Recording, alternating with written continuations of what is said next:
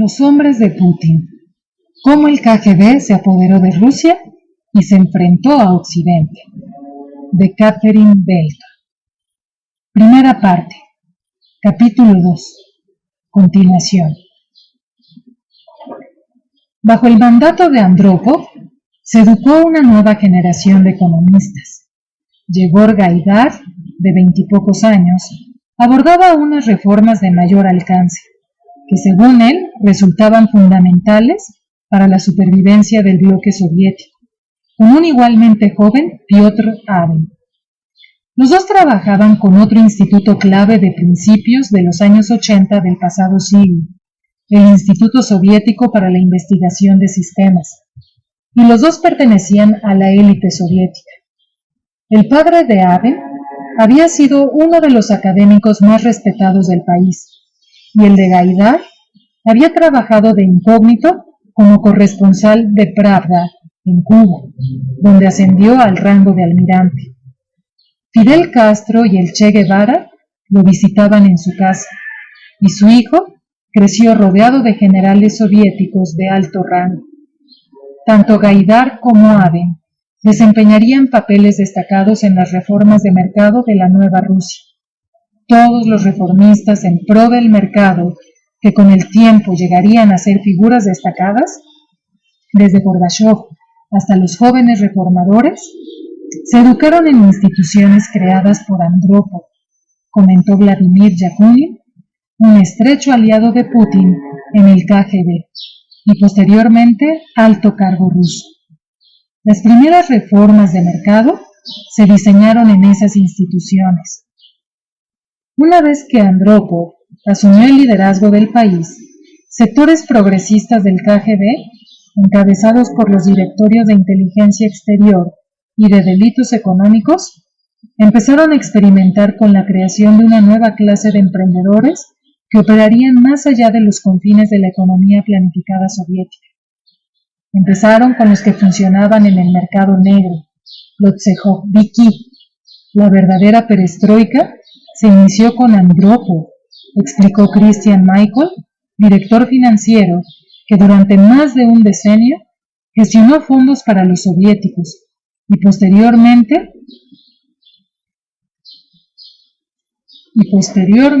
para los regímenes rusos. Se daba el mensaje de hacer la vista gorda con el mercado negro. Sabíamos que de otro modo el país se encaminaba a la hambruna masiva. Se procedió a la creación consciente de un mercado negro, coincidió Anton Surikov, exagente de alto rango de la inteligencia militar rusa. Era imposible trabajar en el mercado negro sin las conexiones del KGB y sin la protección del KGB. Sin ellas, era imposible cualquier negocio ilegal.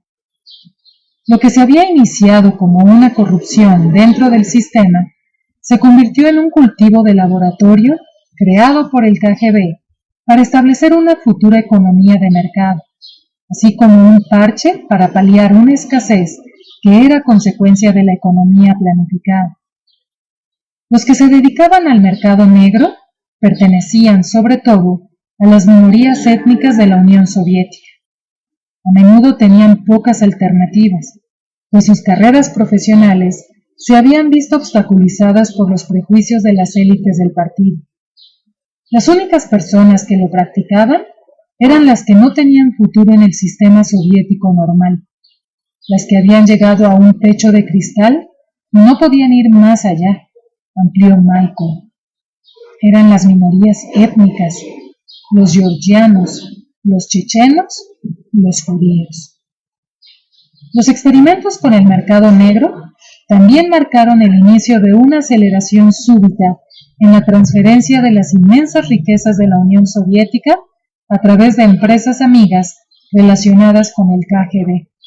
Ese fue el principio del saqueo del Estado soviético. También fue el principio de lo que llegaría a ser una alianza mutuamente beneficiosa entre el KGB y el crimen organizado, que se extendía desde el Seabeco de Boris Bristein en Suiza hasta una empresa pantalla llamada Nordex en Viena, pasando por Nueva York por una mediación de un comerciante de metales llamado Mikhail Cherney y de su socio con base en Brooklyn, Sam Kiesling. Bristein y el dueño de Nordex, Grigory Lushansky, eran expatriados soviéticos reclutados por el KGB para transferir parte de la riqueza del Estado y el partido en vísperas del hundimiento soviético, según revelarían más tarde los servicios de inteligencia suizos. Posteriormente, Bristein y Kiesling se convertirían en parte de una red de envío de dinero desde la Unión Soviética a América, incluido indirectamente el imperio empresarial de Donald Trump. Mientras Putin permanecía en Dresde, los progresistas del KGB de Moscú iniciaban la segunda fase de su experimento con la economía de mercado. Empezaron a frecuentar y a formar a sus propios emprendedores, salidos de las filas de la Liga Juvenil Comunista, el Komsomol. No tardaron en poner los ojos en Mikhail Jodorkovsky, un apasionado joven moscovita de 20 y pocos años que había ascendido hasta convertirse en subdelegado de su Komsomol local.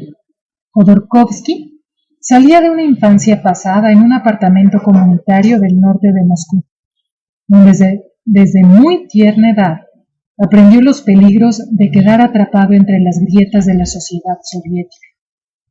La otra familia que compartía el apartamento de 2 dormitorios de sus padres era para él una demostración clara de muchas de las cosas que podían salir mal en la vida. El padre era un bolchevique medio loco, que se paseaba por el piso sin pantalones, asustando a la madre de Jodorkovsky. El hijo era un alcohólico, y la hija se dedicaba a la profesión más antigua del mundo, según un ex socio de Jodorkovsky.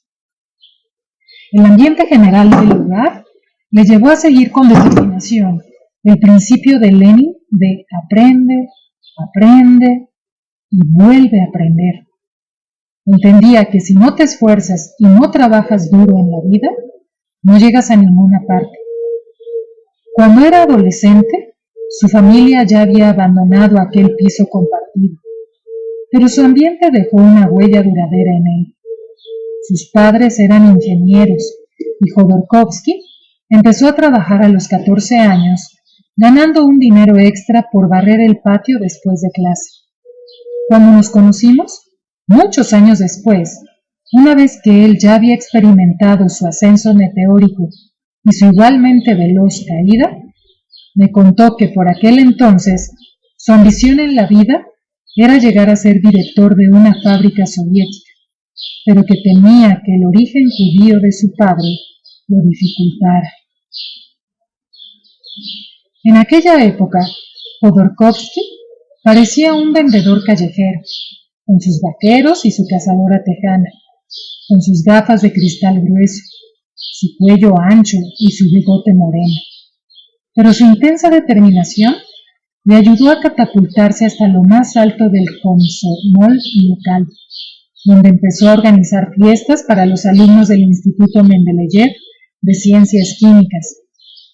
demostró tales dotes de emprendedor que la cúpula de Komsomol de Moscú no tardó en llamarlo para que dirigiera una novedosa iniciativa conocida como los Centros Científicos Juveniles, o NTTM por sus siglas en ruso, que debían actuar como intermediarios entre los mejores institutos de investigación de Moscú, buscando maneras de convertir la investigación en dinero y proporcionando programas de ordenador. También tendrían acceso a una fuente potencialmente inmensa de fondos, conocidos como Besnalishye. En la economía planificada de la Unión Soviética, una economía mermada y como de Alicia en el País de las Maravillas, los beneficios no significaban nada. Y todo, desde el coste de los materiales hasta el precio del producto acabado, lo determinaban los planificadores del gobierno. Lo único que las empresas estatales tenían que hacer era seguir a rajatabla el plan anual de producción que el Estado les hacía llegar. El resultado de ello era que se suponía que las plantas de fabricación no debían disponer de más dinero en efectivo en sus cuentas del que necesitaban para abonar los salarios. Así pues, lo que sí tenían en cambio eran unas unidades contables denominadas Besnalishye, o dinero no líquido. En consecuencia, el dinero líquido era tan escaso que un rublo real podía valer 10 veces más que un rublo Besnalishye.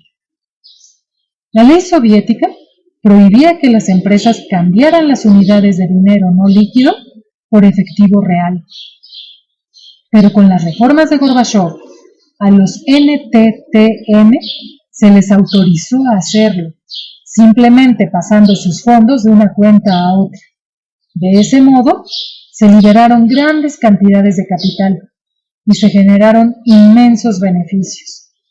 Para entonces, Jodorkovsky ya se había asociado con un graduado en cibernética, Leonid Nevzlin, un animal político con grandes dotes de persuasión, ojos de un verde intenso y aspecto educado, y con Vladimir Dubov, empleado del Instituto de Moscú de Altas Temperaturas. Obtuvieron ayuda de las altas instancias. El puesto de trabajo de Dubov era uno de los institutos de investigación más secretos de toda la Unión Soviética, un gigantesco complejo científico muy involucrado en la investigación sobre armamento láser y la guerra de las galaxias. Su director, Alexander Sheinglin, proporcionó acceso al equipo a 170,000 rublos en Besnalishye, lo que equivalía a casi 2 millones de rublos en efectivo. Ni siquiera les preguntó qué harían con el dinero. Jodorkovsky y sus socios se pusieron a la cabeza de un nuevo movimiento creado por la perestroika de Gorbachov, creando una de las primeras cooperativas del país, básicamente los primeros negocios de propiedad privada de la Unión Soviética. Unas leyes novedosas, aprobadas en 1987, permitían el establecimiento de negocios privados en sectores de la economía en los que la escasez fuese más aguda: bienes de consumo, reparación del calzado y servicios de lavado de ropa. Un año después, esas leyes se ampliaron para permitir que los emprendedores accedieran al negocio más lucrativo de la Unión Soviética, el comercio de materias primas. Jodorkovsky y su equipo le dieron un uso de lo más lucrativo a los Besnalishye procedentes del Instituto de las Altas Temperaturas, al cambiarlos por divisas fuertes ganadas por exportadores de madera estatales, y posteriormente usando ese dinero para importar ordenadores. Con todo, sus acciones todavía venían parcialmente dirigidas desde las alturas. La economía soviética estaba muy necesitada de tecnología occidental y sus sistemas informáticos estaban muy anticuados. Pero el embargo de Occidente sobre bienes de alta tecnología hacía que la importación de ordenadores fuera un proceso complicado. Jodorkovsky y sus socios tuvieron que recurrir a los canales comerciales secretos establecidos por el KGB. La nueva generación de empresarios no surgió de la nada, comentó Thomas Graham, el que fuera director general para Rusia del Consejo de Seguridad Nacional de Estados Unidos. Había gente que los ayudaba. Existían ciertos elementos en el gobierno soviético y en el primer directorio del KGB con cierta idea del funcionamiento del mundo occidental y que comprendían la necesidad de un cambio. Gorbachov lo propiciaba. Era parte de la política oficial, dijo Christian Michael, que en 1989 se había convertido en el gestor de la nueva riqueza de Jodorkovsky. Había dos directorios del KGB particularmente interesados en ello. Uno era el Directorio para el Mercado Negro y los Delitos Económicos, y el otro era el Departamento de Inteligencia Exterior, porque ellos entendían mejor que los demás miembros del Politburó lo que estaba ocurriendo, y porque tenían acceso a un montón de dinero. Deseaban conseguir un mejor rendimiento por lo que tenían, así que se lo entregaban a personas como Jodorkovsky y les decían: salid ahí fuera y jugad. Cuando nos conocimos, Jodorkovsky me insistió mucho en que él no era consciente de formar parte de un experimento del KGB. Aseguraba que era demasiado joven, que estaba demasiado obsesionado con su empeño en triunfar como para darse cuenta de que podía formar parte de un plan más general. Según me dijo, durante años, para él, sus actividades le parecían solo un trabajo, y fue solo en 1993 cuando se dio cuenta de que el negocio que dirigía podía considerarse suyo. Hasta entonces, siempre había recibido instrucciones. Preguntaban: ¿podríais suministrar ordenadores aquí? ¿Podríais suministrar ordenadores allá? ¿Podríais hacer esto o aquello? Estaban en su derecho de dictar órdenes, pero siempre lo pedían. En todo caso, no reveló quiénes eran los que se lo pedían. Centenares de jóvenes empresarios empezaron a crear sus cooperativas. Casi todos ellos buscaban importar ordenadores o comerciar con bienes de consumo, pero quienes tenían más éxito de todos los que entraron en el comercio de materias primas o se dedicaron a la banca eran los que contaban con los contactos más poderosos. Uno de aquellos emprendedores procedentes del Komsomol, dedicados al mercado negro, era Mikhail Friedman, un veinteañero excepcionalmente brillante y ambicioso, de cara redonda y aire duro, al que básicamente se le había impedido el acceso a las mejores universidades de Moscú a causa de unas cuotas antisemitas extraoficiales. Por eso, estudió en el Instituto de Moscú del Acero y las Aleaciones. Tras licenciarse, en lugar de concentrarse en su empleo sin futuro como ingeniero en la planta Electrostal de Moscú, empezó a vender entradas del Teatro Bolshoi a precios de mercado negro a turistas incautos, y así obtenía dólares que intercambiaba por productos, cooperando siempre con el KGB para tenerlos de su parte. Con unos amigos, creó otra de las primeras cooperativas, Alfa Foto, que primero se dedicó a lavar ventanas y después a la importación de ordenadores, hasta convertirse en una de las pocas operadoras a las que se permitió pasarse al comercio de productos básicos. La empresa fue rebautizada como Alfa Eco y hundió muy bien sus raíces en Suiza al convertirse en una de las primeras iniciativas mixtas soviético-helvéticas. Nada de todo ello habría ocurrido sin el patrocinio del KGB. Todo estaba bajo control soviético, explicó un exfuncionario del gobierno que conocía bien las operaciones de Friedman.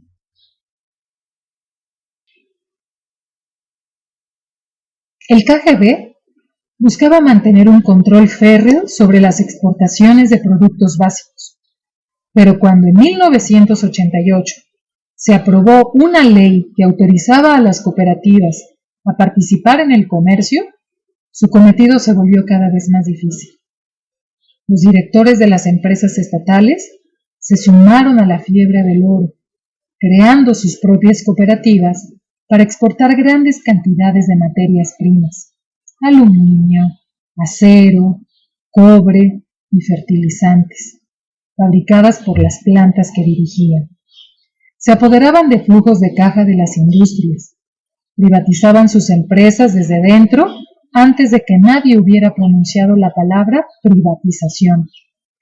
Aunque el KGB intentaba mantener su influencia en la mayoría de las materias básicas estratégicas, sobre todo en el petróleo, algunos sectores del comercio de materias primas se liberalizaban rápidamente. Las reformas de Gorbachov habían sacado al genio de la lámpara. El Estado soviético estaba siendo saqueado y, lo que era más importante, el poder que el Partido Comunista ejercía sobre la economía y sobre el país mismo empezaba a erosionarse a gran velocidad. Un artículo que pasó bastante desapercibido en la ley de cooperativas permitía la creación de empresas financieras o de crédito. En otras palabras, la creación de bancos. Jodorkovsky fue uno de los primeros en reparar en aquello. Acudió a una sucursal local del Banco de Vivienda del Estado soviético, el Shilostsobank, para solicitar un préstamo para su cooperativa, y le dijeron que podían concedérselo, pero solo si él antes creaba un banco. Una vez más, contó con una mano amiga desde las alturas. El Shilsotsbank aceptó convertirse en uno de los fundadores de su banco, que acabó registrándose con el nombre de Menatep Bank. Y el director del Instituto de las Altas Temperaturas se integró a la junta directiva. Jodorkovsky contribuyó con un capital obtenido de los beneficios del NTTM y pronto empezó a concederse préstamos a sí mismo para financiar su empresa de importación de ordenadores. Posteriormente, descubrió un vacío legal que le permitió entrar en un negocio aún más lucrativo, el cambio de divisa fuerte. Y fue entonces cuando sus negocios despegaron realmente. Podía cambiar rublos por dólares al precio oficial fijado en 65 kopecks por dólar y vender ordenadores a un precio de 45 rublos por dólar. Los beneficios eran enormes. El Banco Central Soviético concedió al Menatep una de las primeras licencias para comerciar con divisa fuerte, y el banco no tardó en empezar a transferir ingentes cantidades de efectivo al extranjero. Se habían abierto las compuertas para el traspaso de centenares de millones de dólares a cuentas extranjeras a través del comercio de divisa fuerte. Casi en su totalidad, este se había producido en el momento en que el vicesecretario general de Gorbachov, Vladimir Ivashko, autorizaba el plan para promover una economía invisible de la riqueza del partido, y cuando Leonid Veselvovsky, del KGB, proponía crear el sistema de apoderados o Doverennije Litsa. Durante años, en Moscú, la leyenda decía que el Menatep Bank de Jodorkovsky fue uno de los principales conductos para la transferencia de las riquezas del Partido Comunista al extranjero. Jodorkovsky siempre lo ha negado, pero al menos un importante financiero de Moscú y dos altos mandos de la inteligencia exterior rusa afirman que Menatep fue un frente clave para el traspaso del dinero del partido. Se perdió mucho dinero del Comité Central.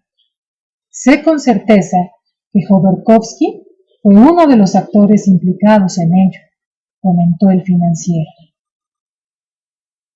La primera vez que Gorbachov indicó que se sentía aterrado ante el proceso que sus reformas económicas habían desencadenado fue a principios de 1989.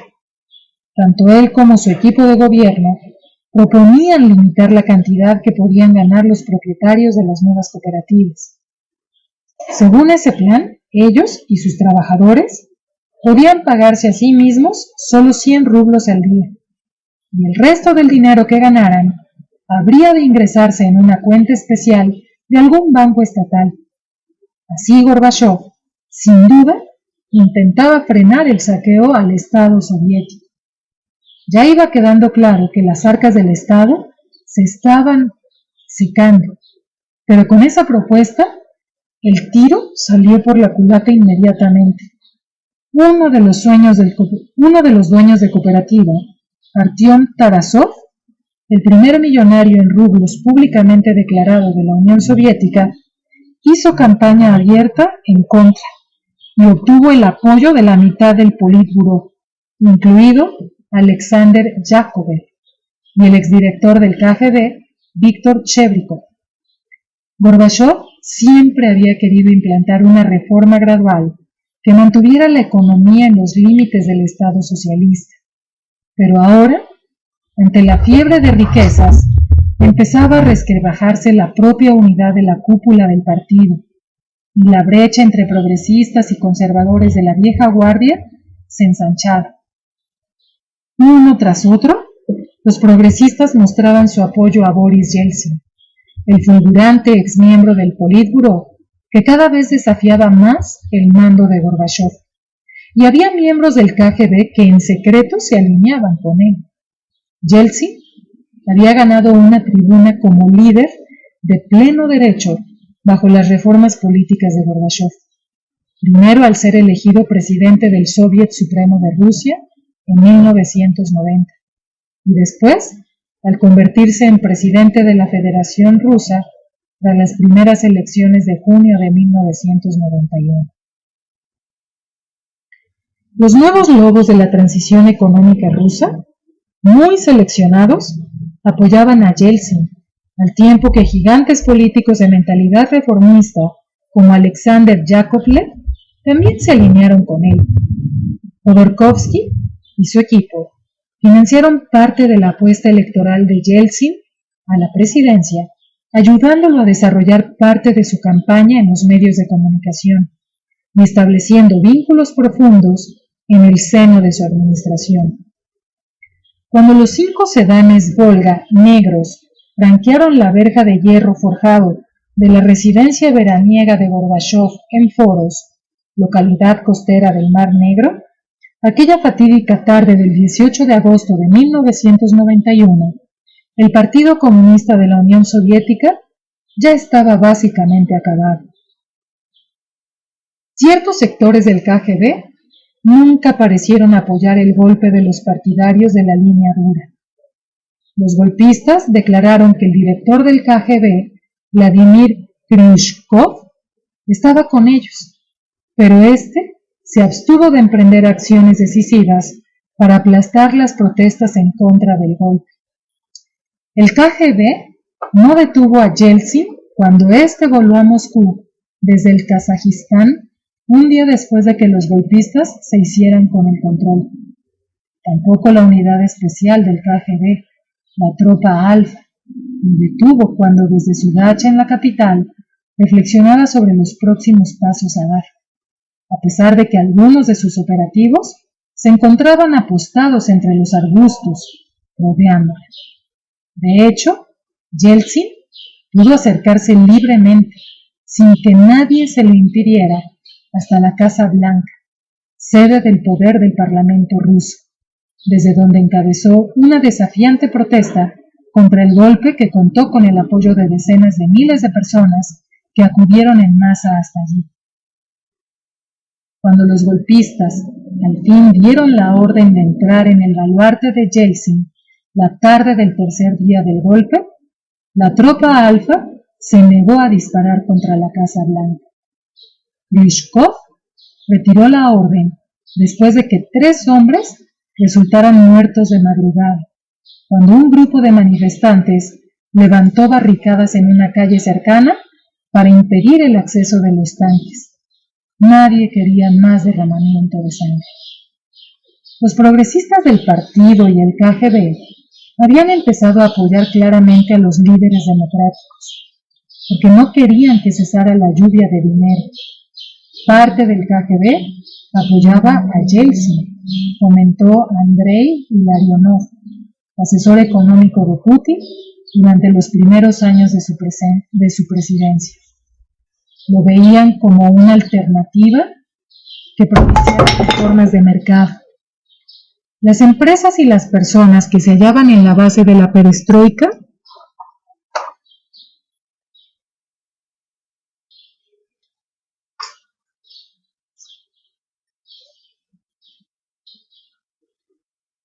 llegaron a la conclusión de que necesitaban algo más, explicó Yair Simonian, el joven economista con vínculos en la inteligencia militar que había encabezado el empeño reformador en el Instituto para la Economía Mundial.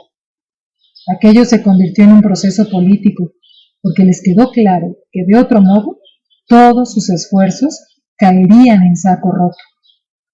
Gorbachov simplemente se mostraba demasiado indeciso. Durante mucho tiempo, los que en el KGB eran partidarios de la línea dura proclamaban que el hundimiento de la Unión Soviética había sido un acto diseñado por agentes de Estados Unidos.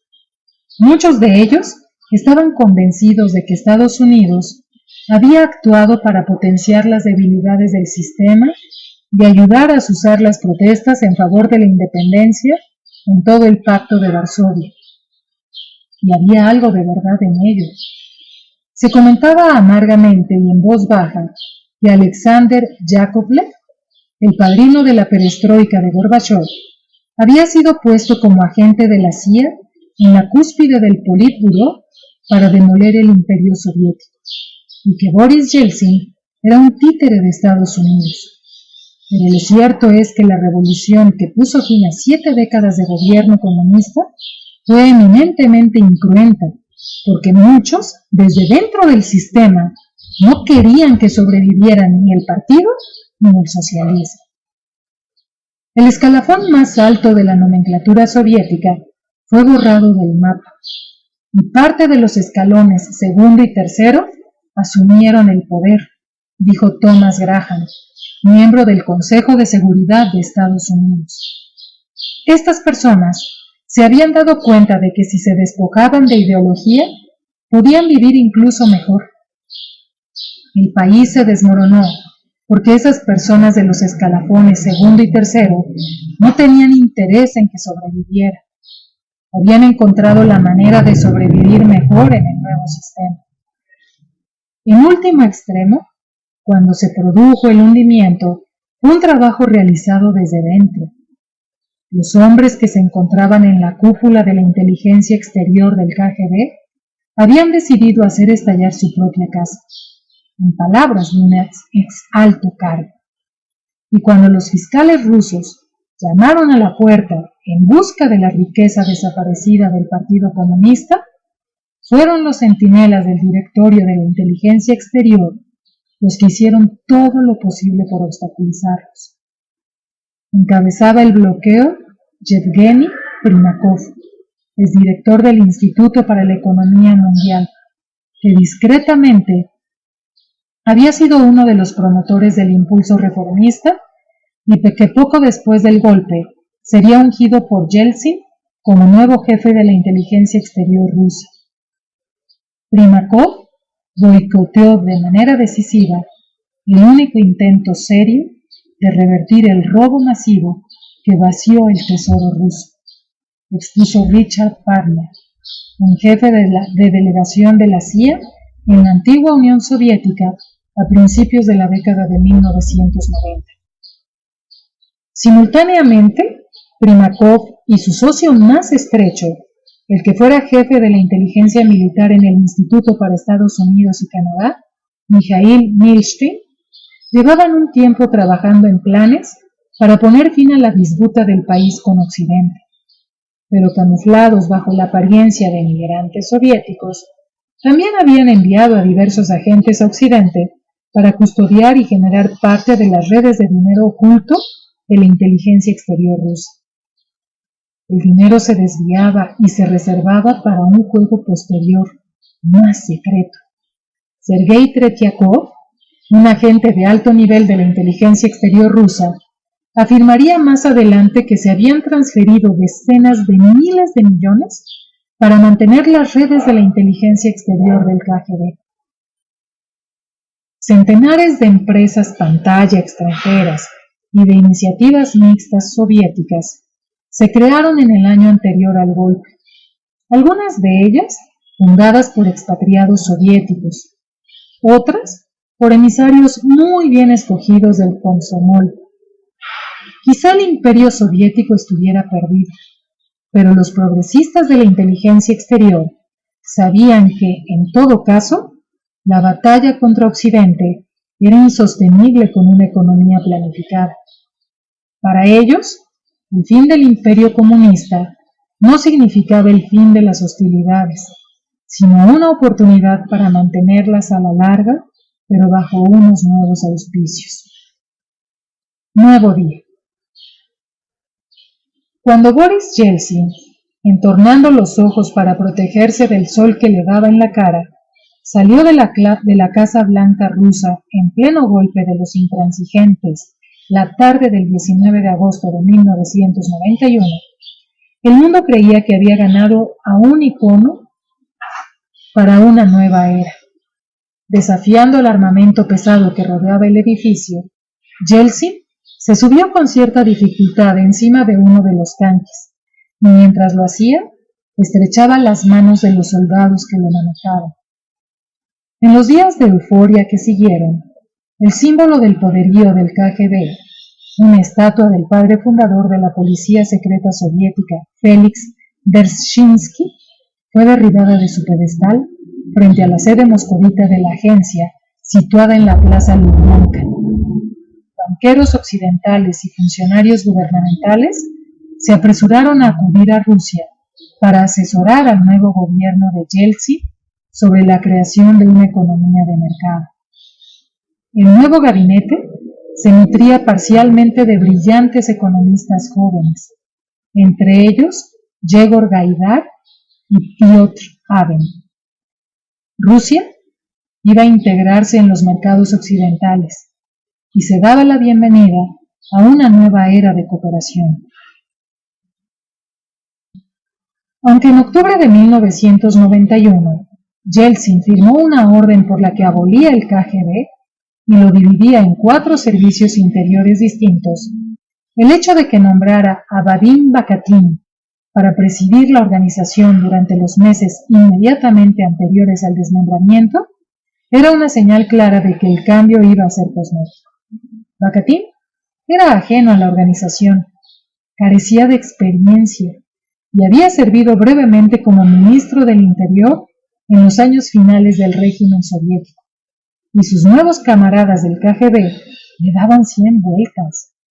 Él mismo admitió ante la periodista moscovita Yevgenina Albats que ejercía poco control sobre sus empleados y que sabía que lo manipulaban y le ocultaban información.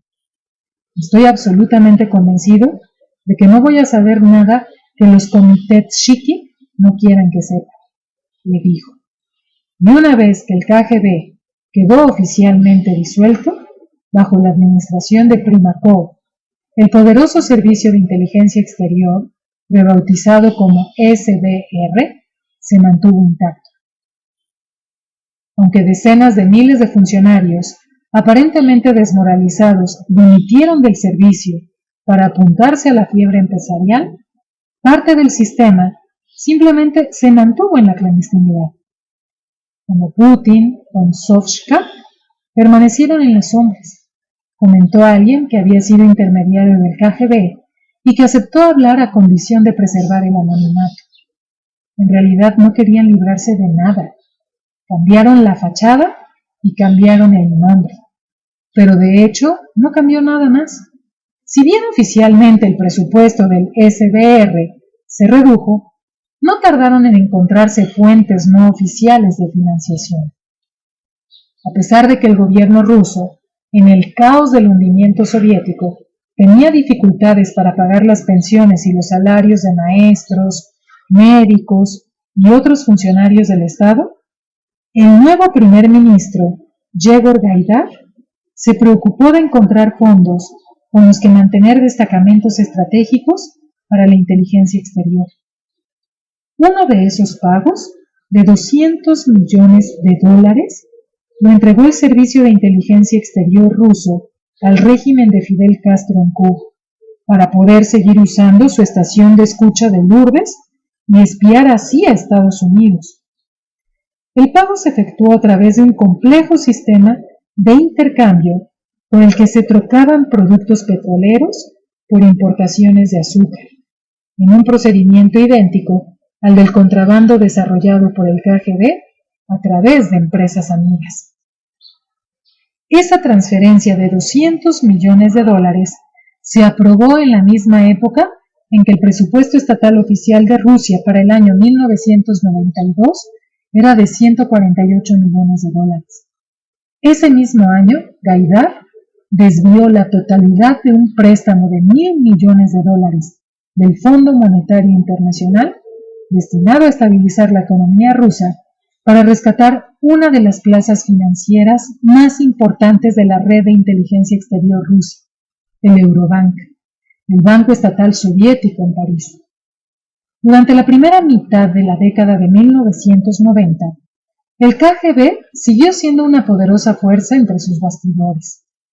Sus agentes estaban aún en todas partes, contratados como asesores comerciales, dedicados a las relaciones gubernamentales o ejerciendo de jefes de seguridad. Hasta 1995, la mayor parte del sector petrolero siguió en manos estatales y sus exportaciones las vigilaban agentes exteriores del KGB. Eso ocurría prácticamente en todas partes, en todas las empresas, en todas las agencias del gobierno, explicó Christian May. A través de sus redes, eran mucho más que individuos. Aquellos hombres del KGB controlaban redes, y sin ellos no se movía nada. En un primer momento, muchos de los agentes de máximo rango del KGB, implicados en forjar la transición de Rusia hacia la economía de mercado, empezaron a trabajar para los jóvenes magnates que habían podido surgir gracias a ellos, aprovechándose de las reformas de la perestroika de Gorbachov. Estaban ahí sobre todo para llevarse una parte de la tarta, pero en algunos casos ejercían el control. Decían: harás dinero y nos lo devolverás, comentó Yuri Shvets, el que fuera agente de la inteligencia exterior. Pero a medida que los jóvenes magnates obtenían más riqueza y más poder gracias a las reformas propiciadas por el gobierno de Yeltsin, de manera gradual empezaron a eclipsar a sus antiguos mentores del KGB. Parecían estar surgiendo una nueva Rusia, en la que los exmiembros del Komsomol se convertían en símbolos desacomplejados de la nueva era capitalista. Khodorkovsky y su equipo de Menatev llegaron a publicar un manifiesto, del que se imprimieron 50.000, un mamotreto que se repartía por las calles y que proclamaba las virtudes de enriquecerse. Nuestra brújula es el beneficio. Nuestro ídolo es su majestad financiera, el capital. Su meta era llegar a ser multimillonarios, y querían demostrar que no había nada malo en enriquecerse tras décadas en las que obtener ganancias se consideraba un delito. Pero ellos se habían beneficiado desde el principio de un carril interno hacia la riqueza. Las reformas del nuevo gobierno de Gaidar estaban encaminadas a llevar a Rusia la economía de mercado lo más rápidamente posible, sin importar las consecuencias. Los alentaba a hacerlo un equipo de economistas estadounidenses de Harvard dirigidos por Jeffrey Sachs, que esperaba emular el éxito de la llamada terapia de choque, aplicada en las reformas de Polonia, donde hacía 2 años una rápida transición a la economía de mercado parecía haberse aplicado con éxito. Pero en Rusia, el legado del Estado soviético pesaba mucho más. Los reformistas de Gaidar, favorables a la economía de mercado, eran minoritarios, y el sistema corrupto en el que plantearon las reformas solo sirvió para torcer aún más la situación económica. Solo los que, como Jodorkovsky, habían creado bancos en los años finales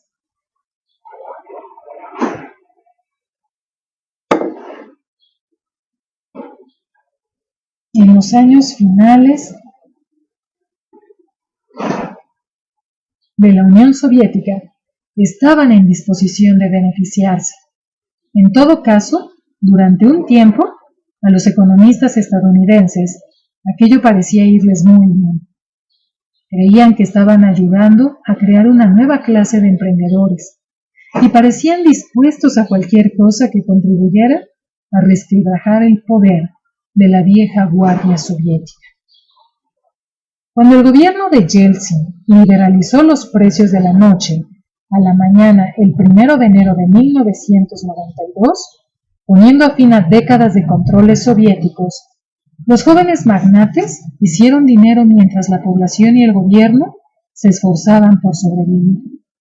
La liberación de precios desencadenó un episodio devastador de hiperinflación, al tiempo que proveedores y productores tenían dificultades para superar una escasez largamente mantenida en la economía soviética. A diferencia de lo ocurrido en Polonia, donde la inflación se estabilizó pronto tras una subida inicial, Gaidar debía enfrentarse a un astuto jefe del Banco Central, Víktor Terashenko, de la vieja guardia, que había trabajado en la cúspide de la red de la banca extranjera soviética, financiando las operaciones del KGB, y que en ese momento seguía imprimiendo dinero, pasara lo que pasara. Los precios de los artículos de consumo aumentaron un 400%, en ocasiones mucho más, mientras la hiperinflación mermaba la capacidad de gasto del gobierno y se llevaba por delante los pocos ahorros que pudiera tener la gente.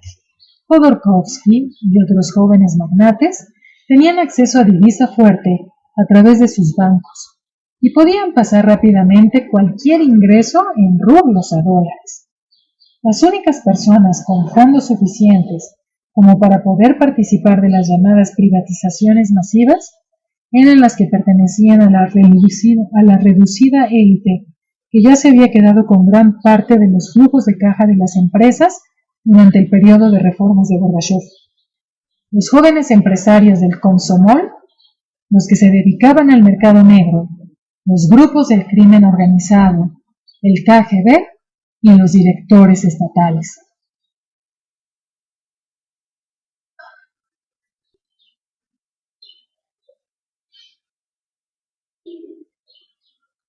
La privatización en un periodo de hiperinflación solo podía concentrar la riqueza del país en manos de un pequeño grupo, según Grigori Yavlinsky, uno de los economistas más reputados de Rusia, que abogaba fuertemente por unas reformas más graduales. ¿Cómo es posible proceder a la privatización cuando el dinero ha desaparecido como institución? Solo puede darse una privatización delictiva. El siguiente paso fue la privatización delictiva. Cuando Gaidar intentó llevar a cabo las primeras privatizaciones, ya se habían apoderado de todo, explicó Gleb Pavlovsky, ex asesor del Kremlin. El gran error de Gaidar fue que cuando inició sus reformas, consideró que lo que tenía delante era aún la economía soviética de 1987, pero la economía soviética ya no existía. La intención del gobierno de Gaidar era mantener el proceso de privatización abierto a todos, para lo que entregaba a los trabajadores de las fábricas unos vales a fin de que pudieran participar en las liquidaciones de las empresas. Pero los trabajadores se veían obligados a menudo a intercambiar sus vales por dinero, o incluso por pan, para poder simplemente sobrevivir a la hiperinflación. Los nuevos magnates del Komsomol se beneficiaron sobre todo cuando el gobierno de Yeltsin les dio acceso a grandes reservas de efectivo sin tener que levantar un dedo. En lugar de contar con su propio tesoro, el gobierno autorizó a los bancos de los magnates, incluidos el Menatep de Jodorkovsky y el Alfa de Friedman, a custodiar en depósito fondos estratégicos del presupuesto ruso. Para los escogidos, los favoritos del régimen de Yeltsin, aquello era una estrategia de hazte rico enseguida.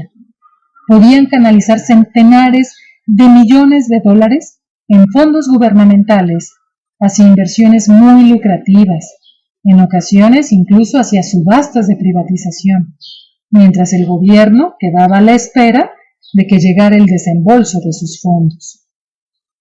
Algunos programas básicos, como el gasto en defensa o las ayudas a ciudadanos medio abandonados en las desmanteladas tierras baldías industriales del norte del país, se retrasaban o sencillamente no llegaban a pagarse, al tiempo que los nuevos e implacables banqueros engatusaban al gobierno con pagarés. El gobierno se estaba desangrando y los nuevos lobos de la economía rusa urdían sofisticados planes para evitar pagar impuestos o aranceles aduaneros. Más rápidos y más conocedores de los intríngulis del mercado que los que en otro tiempo habían sido sus señores en el KGB, los jóvenes magnates de Komsomol iban convirtiéndose en una especie de monstruo de Frankenstein y superaban deprisa a los hombres que los habían creado. El verdadero punto de inflexión en que el control de la economía pareció pasar irrevocablemente a manos de los nuevos magnates se produjo hacia mediados de 1995. Rusia estaba entrando en el último año anterior a las primeras elecciones presidenciales de la era postsoviética y las arcas del Estado se encontraban vacías. Los salarios y las pensiones se pagaban con meses de retraso y los índices de popularidad de Yeltsin eran bajísimos, del 6%. Los magnates temían una vuelta al comunismo que los despojara de sus fortunas y que pudiera incluso llevarlos a la cárcel. Más importante aún, llevaban tiempo con la vista puesta en las joyas de la corona de la industria soviética, los mayores gigantes industriales del Estado. Lo que habían adquirido hasta entonces era menor comparado con los inmensos recursos que aún controlaba el Estado. Vladimir Potanin, el persuasivo hijo de un diplomático soviético de alto nivel, que se había convertido en uno de los principales banqueros de la nueva época, pergeñó lo que parecía ser un plan ingenioso. Propuso que los jóvenes banqueros se ofrecieran a ayudar al gobierno de Yeltsin, que carecía de liquidez, con una serie de préstamos. Como contrapartida, los magnates se harían con participaciones en un puñado selecto de las mayores empresas del país. Los magnates gestionarían las empresas y podrían vender sus participaciones si el gobierno era incapaz de devolver aquellos préstamos. La primera vez que se lanzó la idea, los observadores externos se burlaron asegurando que no llegaría a nada. Las posibilidades de corrupción, según ellos, eran demasiado elevadas. A los banqueros les resultaría demasiado fácil venderse simplemente las participaciones a sí mismos. Pero los jóvenes magnates tenían amigos poderosos en el gobierno de Yeltsin. Destacaba sobre todos ellos Anatoly Chubais, el viceprimer ministro pelirrojo, estrecho aliado de Gaidar, que había sido el artífice del programa de privatización hasta la fecha. Con el apoyo acérrimo del equipo de economistas estadounidenses, Chubais se había empeñado en resquebrajar a toda costa el poder del Estado en la economía. Una parte excesiva de la industria seguía en manos del Estado, de directores rojos de la era soviética y del KGB, al tiempo que la amenaza de un retorno al comunismo parecía demasiado real. Si el gobierno aceptaba la propuesta de los banqueros, se crearía una nueva clase de propietarios de la noche a la mañana, y a la vez se llenarían las arcas vacías del gobierno con los 1.800 millones de dólares propuestos en préstamos. Los magnates, entonces, apoyarían a Yeltsin hasta el final, contra los comunistas, para conservar su nueva riqueza. Chubais creía que aquello supondría la victoria final de los reformadores liberales sobre las fuerzas de la vieja guardia. Pero ese plan se convertiría en uno de los pecados originales de la transición de Rusia hacia la economía de mercado. Lo contaminó todo y abrió la puerta a constantes amenazas sobre la legalidad de las posesiones que los jóvenes magnates adquirieron en aquel momento. Pasó a conocerse como la privatización de acciones a cambio de préstamos, un pacto de unos pocos por el que se transfirió la riqueza en recursos del país a manos de los jóvenes banqueros a precio de saldo. Mucho más ágiles financieramente y sobre todo más capaces de acceder a bolsas de efectivo gracias al rápido crecimiento de sus bancos y de los depósitos gubernamentales que custodiaban, los jóvenes magnates superaron a los que habían sido sus mentores en el KGB. La fuerza combinada del KGB y los exdirectores soviéticos consiguió ganar apenas 2 de las subastas de acciones en empresas petroleras, el 5% de una compañía petrolera llamada Lukoil y el 40% de Surgutneftegas, cuyos gestores hicieron todo lo posible por mantener alejados a los jóvenes banqueros. Se cerró el aeropuerto más cercano a la ciudad petrolera de Surgut, en Siberia, donde tenía lugar la venta, y unos guardias armados bloquearon los principales accesos por carretera. El resto de la industria soviética, en su mayoría, pasó a manos de los jóvenes banqueros, en subastas mayoritariamente consideradas actos amañados. Potani se llevó el premio tan largamente codiciado por él, la participación mayoritaria en la mayor productora mundial de níquel y platino, Norilsk Níquel, una extensa planta muy por encima del Círculo Polar Ártico, cuyos beneficios en 1995 eran de $1.200 millones. Lo logró ampliando un préstamo de apenas $170 millones al gobierno, y cuando, como era de esperar, que seguía sin efectivo, no pudo devolver el préstamo una vez que Yeltsin obtuvo la victoria electoral, Potani tuvo vía libre para hacerse con la empresa en una subasta por poco más del importe del préstamo. Khodorkovsky llevaba tiempo detrás de Yukos, una productora de petróleo de la Siberia de crudo de Rusia, de la Siberia occidental, que controlaba algunas de las mayores reservas de crudo de Rusia. Se hizo con su control después de prestar al gobierno $159 millones a cambio de una participación del 45% y pagando después otros 150 millones en inversiones a cambio de un 33% adicional. Otro gigante del petróleo, Sibneft, lo obtuvo por $100 millones a través de los esfuerzos de Boris Berezovsky, que ya controlaba las ventas del mayor fabricante de automóviles de Rusia y presidía un banco de su propiedad. Casi todos esos banqueros tenían aún 30 y pocos años, pero con la ayuda de unos funcionarios gubernamentales comprensivos a cargo de los procesos de subasta, pudieron afianzar los cimientos de unas fortunas que en pocos años valdrían miles de millones, decenas de miles de millones de dólares. Berezovsky no tardó en alardear de que un grupo de 7 banqueros controlara el 50% de la economía del país. Aquellas subastas de préstamos a cambio de acciones supusieron un cambio inmenso en el control de la economía. A partir de ese momento, los magnates pasaron de ser simples banqueros a convertirse en propietarios de los grandes activos del país, con accesos a algunos de los flujos de efectivo más lucrativos. Fue entonces cuando empezaron a reinventarse, comentó Christian Malcolm. Adquirieron activos reales, se convirtieron en mucho más que bancos. A finales de la década de 1990, los jóvenes magnates empezaron a revertir el legado soviético de una producción en descenso, grandes deudas y negligencia.